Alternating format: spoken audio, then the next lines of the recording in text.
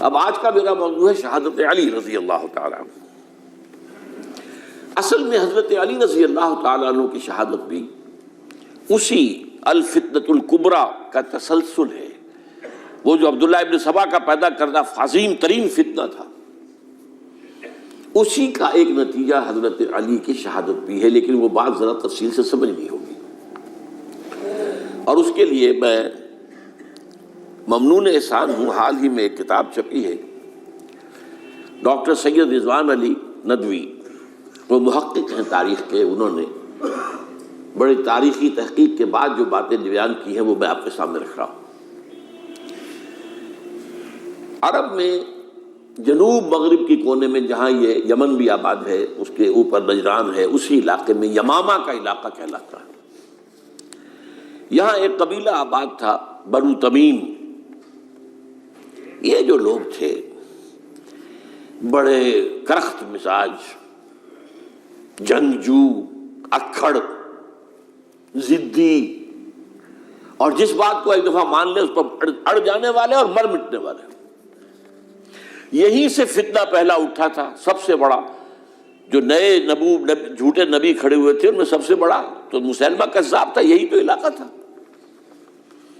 اور اس کے خلاف اس فتنے کی سرکوبی میں کتنے صحابہ، 1200 صحابہ ایک جنگ کے اندر شہید ہوئے، جن میں 500 جو ہیں وہ حفاظ تھے رضی اللہ تعالیٰ عنہ اجمعین۔ تو یہ لوگ جو یہ تھے بڑے زوردار تھے۔ اس قبیلے کے بارے میں حضرت عمر رضی اللہ تعالیٰ عنہ نے ایک بڑی عجیب حکمت عملی اختیار کی،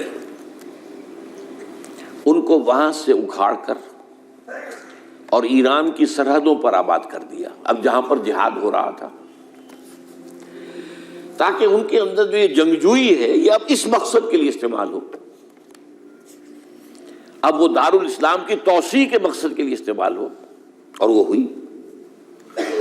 حضرت عمر نے 2 چھاونیاں بنائی تھی رضی اللہ تعالیٰ، کوفہ اور بصرہ، کیونکہ ظاہر بات ہے کہ اب جو اسلام کا دائرہ پھیل رہا تھا اور اسلامی حکومت پھیل رہی تھی، اور زیادہ تر جو ہے مشرق کی طرف پھیل رہی تھی، ایران اور خراسان وغیرہ کی طرف، تو اب مدینے سے اس کا کنٹرول اتنا آسان نہیں تھا، فاصلہ تھا، تو چھاونیاں بنائیں تاکہ یہ اس سرحد کے اوپر یہ موجودہ مرکز رہے، یہاں فوجیں موجود رہیں، کہیں کوئی بغاوت ہو تو اس کو کچلنے کے لیے وہ قوت فوری طور پر دستیاب ہو سکے۔ یہ لوگ ہیں کہ جو عبداللہ ابن سبا کی فتنے سے سب سے زیادہ متاثر ہوئے۔ ان کی مزاج میں وہ کجی تو تھی نا، حضرت عمر بھی ان کا جو ایک مضبوط کنٹرول تھا انہیں دبائے رکھا ہے، اور ان کا رخ جو ہے ایک دوسری طرف موڑ کر اس سے اسلام کو فائدہ پہنچایا۔ لیکن اس کے بعد جب فتنہ جو آیا یہ عبداللہ ابن سبا، تو سب سے بڑھ کر یہی لوگ اس کے ماننے والے، اور انہی میں سے وہ لوگ تھے جنہوں نے جانیں بھی دے دی ہیں، جنہیں حضرت علی نے زندہ جلایا ہے، اس لیے کہ وہ کہتے تھے کہ علی خدا ہے۔ اے علی تم خدا ہو، تم ہمیں آگ میں جلا رہے ہو، یہ تو تم ہمارا امتحان لے رہے ہو۔ وَلَنَبْلُوَنَّكُمْ بِشَيْءٍ مِّنَ الْخَوْفِ وَالْجُوعِ وَنَقْصٍ مِّنَ الْأَمْوَالِ وَالْأَنفُسِ وَالثَّمَرَاتِ، اب وہ اس آیت کو اپنے اوپر منطبق کر رہے ہیں۔ تو یہ جو کرخت لوگ تھے، انہوں نے در حقیقت جو ہے عبداللہ ابن سبا کے کردار میں سب سے بڑا رول پلے کیا، اور انہی کے ہاتھوں حضرت عثمان شہید ہوئے رضی اللہ تعالیٰ۔ اور اس کے بعد انہوں نے حضرت علی رضی اللہ تعالیٰ عنہ کو اپنے گھیرے میں لے لیا، کیونکہ انہی کی کثیر تعداد موجود تھی مدینے میں جب حضرت عثمان شہید ہوئے۔ اس کے بعد اب ظاہر بات ہے کہ کوئی نہ کوئی تو خلیفہ ہونا چاہیے تھا۔ حضرت طلحہ سے کہا گیا، انہوں نے معذرت کر لی، حضرت زبیر سے کہا گیا، انہوں نے معذرت کر لی۔ اب ظاہر بات ہے کہ حضرت علی آخر امت کو چھوڑا تو نہیں جا سکتا تھا بغیر امام کے، انہوں نے قبول کر لی، اگرچہ حضرت حسن روکتے رہے کہ ابا جان یہ ان لوگوں کی بیعت جو ہے آپ قبول نہ کیجیے۔ حضرت حسن تو ان میں سے ہے جو حضرت عثمان کے دروازے پر کھڑے تھے پہرے دار کی حیثیت سے، حسن اور حسین رضی اللہ تعالیٰ عنہ، انہیں تو معلوم تھا فتنہ جو کون لوگ ہیں۔ اس کے بعد حضرت علی رضی اللہ تعالیٰ عنہ نے اسی حکمت سے، جس حکمت کے تحت حضرت عمر نے یہ چھاونیاں آباد کی تھیں، دارالخلافہ بھی مدینے سے کوفہ منتقل کر دیا، تاکہ پورے عالم اسلام کو کنٹرول کیا جا سکے اس مرکز کے ساتھ۔ اس کا نتیجہ یہ نکلا کہ اب گویا کہ حضرت علی کے گرد ان لوگوں کا گھیراؤ مکمل، کوفے میں یہی تو آباد تھے، کوفی یہی تو تھے، حضرت عمر نے انہیں لا کے یہاں آباد کیا تھا۔ جب حضرت علی نے کوفے کو اپنا دارالخلافہ قرار دیا تو گویا کہ ان کا پھر عمل دخل بہت بڑھ گیا۔ ایک طریقے سے یہ کہا جا سکتا ہے کہ انہوں نے اب حضرت علی رضی اللہ تعالیٰ عنہ کو اپنے محاصرے میں لے لیا۔ چنانچہ جنگ جمل کے موقع پر یہ ہوا ہے کہ صلح ہو گئی تھی، حضرت عائشہ رضی اللہ تعالیٰ عنہ کے جو نمائندے تھے اور ادھر سے حضرت علی، صلح ہو گئی تھی، طے ہو گیا تھا کہ ہاں قاتلین عثمان کو جو ہے ان کو سزا دی جائے گی، قصاص لیا جائے گا حضرت عثمان کے قتل کا۔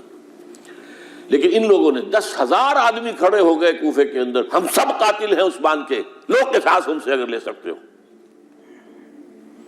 جس کے نتیجے میں اور انہوں نے جنگ شروع کر دی۔ اور جب جنگ شروع ہو جائے تو پھر اس کے بعد تو کوئی نہیں دیکھ سکتا کیوں شروع ہوئی، کیسے شروع ہوئی، کس نے شروع کی۔ اب تو یا مارو یا مرو، دو ہی باتیں ہوتی ہیں۔ 10,000 مسلمان ایک رات میں شہید ہوئے جنگ جمل میں۔ اب اس کے بعد حضرت علی رضی اللہ تعالیٰ عنہ کی خلافت جو ہے حضرت امیر معاویہ نے ماننے سے انکار کر دیا۔ جب تک قاتلین عثمان کو سزا نہیں دیتے ہم بیعت نہیں کریں گے۔ یہ نہیں کہ دعویٰ کیا ہو کہ میں خلافت کا حقدار ہوں، یہ نہیں، لیکن یہ کہ آپ کو ان کو سزا دینی چاہیے۔ اب یہ تھا وہ مخمصہ جس میں حضرت علی رضی اللہ تعالیٰ عنہ وہ فرماتے تھے کہ میرا ساتھ دو تو میں ان قاتلین عثمان سے سزا جو ہے ان کو سزا دے سکتا۔ ادھر انہیں پتا تھا کہ میں سرنڈر کرتا ہوں تو مجھے علی تک تو پہنچنے کوئی نہیں دے گا، راستے میں ختم کر دیں گے رضی اللہ تعالیٰ عنہ۔ تو یہ پیچ تھا ایک جو ایسا پڑا ہے۔ اب اس میں جب حضرت معاویہ اور حضرت علی کے مابین فیصلہ کن جنگ ہوئی، جنگ صفین جسے کہتے ہیں، جس میں 70,000 مسلمان ایک دوسرے کی تلواروں، تیروں، نیزوں سے قتل ہوئے۔ اس موقع پر حضرت معاویہ کی طرف سے ایک آفر آئی، قرآن مجید کو نیزے پر اٹھا کر لوگوں نے کہا کہ یہ خون ریزی بند کر دو، ہم قرآن کا فیصلہ ماننے کو تیار ہیں۔ حضرت علی دیکھ رہے تھے کہ یہ اصل میں میری فتح کو شکست سے بدلنے کا پروگرام ہے، تقریباً فتح میری ہو چکی ہے، لیکن یہ جو طبقہ تھا یہ انہوں نے کہا نہیں بڑی ٹھیک بات کہہ رہے ہیں وہ، مانیے ان کی بات، جنگ بند کی۔ انہوں نے ہی یہی لوگ تھے جنہوں نے مجبور کیا حضرت علی کو کہ وہ تحکیم پر رضامند ہو جائے۔ اس کے بعد تحکیم میں جو معاملہ ہوا، حضرت علی حضرت عبداللہ ابن عباس کو اپنی طرف سے حاکم بنانا چاہتے تھے، یہ اڑ گئے نہیں۔ یہ اڑ جانے والے لوگ، اور یہی اصل قوت تھے، وہاں ساری طاقت تو انہی کی تھی۔ تو انہوں نے ابو موسیٰ اشعری کو اپنی طرف سے مقرر، وہ بہت نرم خو آدمی تھے، انہیں بناؤ۔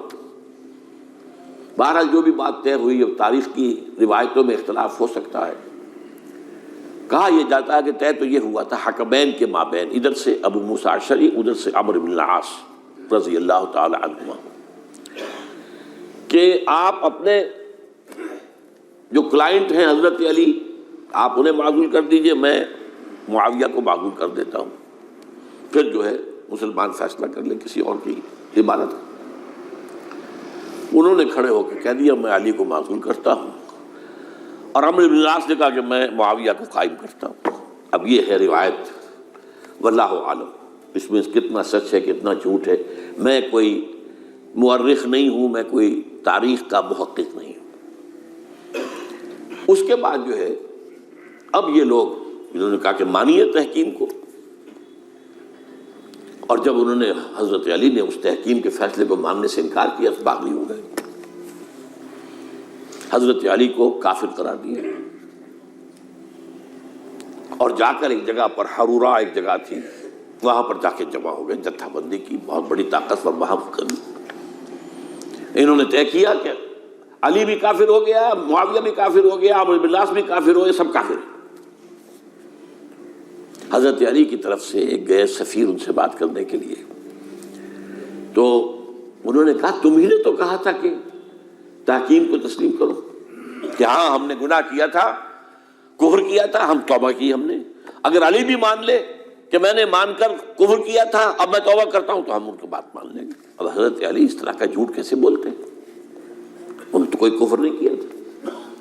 بہرحال انہوں نے پھر بھی نرمی برتی کہ دیکھو اگر تم کوئی خونریزی نہیں کرو گے، فساد نہیں مچاؤ گے، تو میں تمہیں کچھ نہیں کہوں گا۔